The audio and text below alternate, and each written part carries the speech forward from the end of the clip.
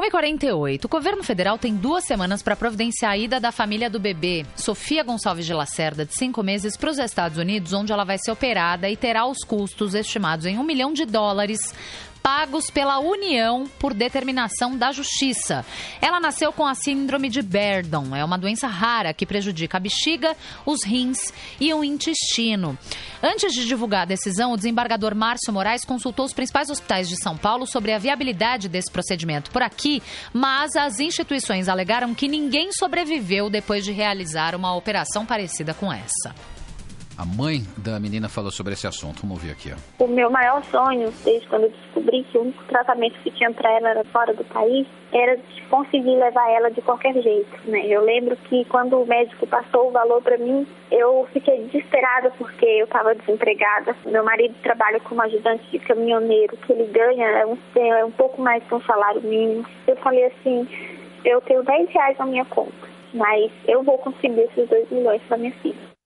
Bom, o artigo 196 da Constituição Federal diz claramente: a saúde é direito de todos e dever do Estado, garantido mediante políticas sociais e econômicas que visem a redução do risco de doença e de outros agravos e ao acesso universal e igualitário às ações e serviços para sua promoção, proteção e recuperação. No papel, na verdade, o sistema brasileiro é bastante moderno, comparável às principais social-democracias do mundo, que também tem esse tipo de cobertura universal, ao contrário dos Estados Unidos, por exemplo.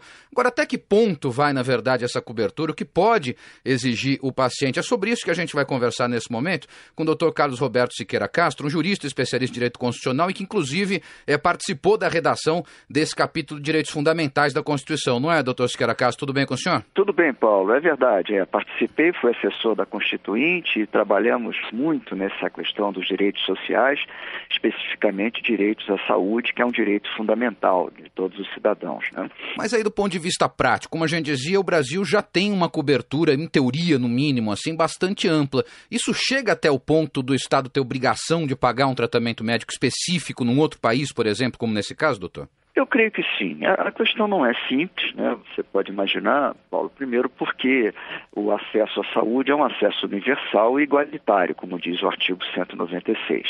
E há alguns tratamentos médicos ou mesmo medicamentos de ponta, medicamentos importados, que custam muito caro, é um elevado custo, um elevado ônus para o Estado, e isso pode ser interpretado como um desfalque para o restante da população que precisa de tratamentos mais simples, não é? Então, coloca-se em confronto aí o acesso geral da grande maioria das pessoas à saúde e o acesso específico, pontual, de pessoas que dependem de tratamentos custosos ou intervenções cirúrgicas que não são feitas no Brasil.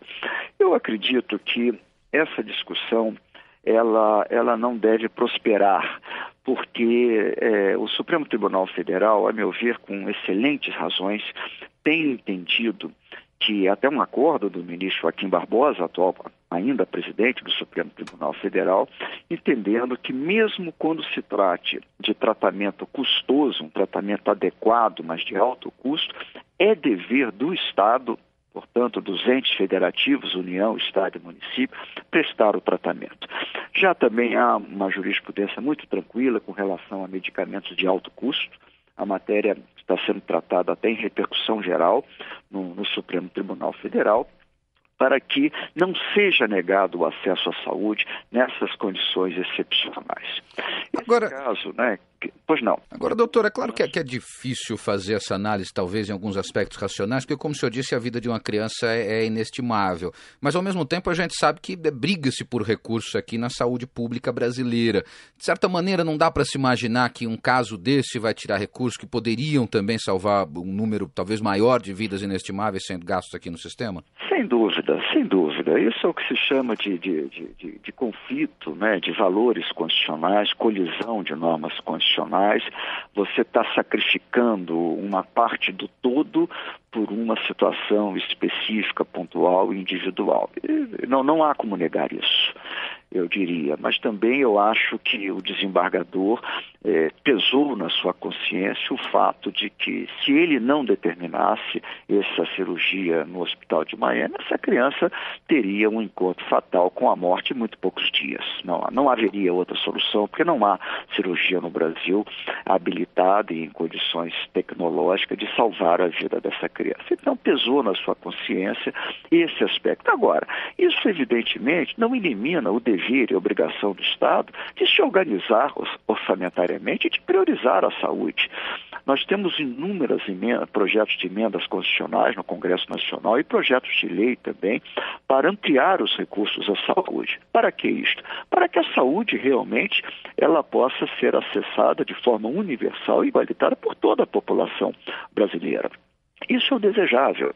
Muito bem. Carlos Roberto Siqueira Castro, jurista especializado em Direito Constitucional. Professor Siqueira Castro, muito obrigado pela atenção aqui com os ouvintes da Band News FM. Obrigado, Paulo. Um abraço. 1h53 agora.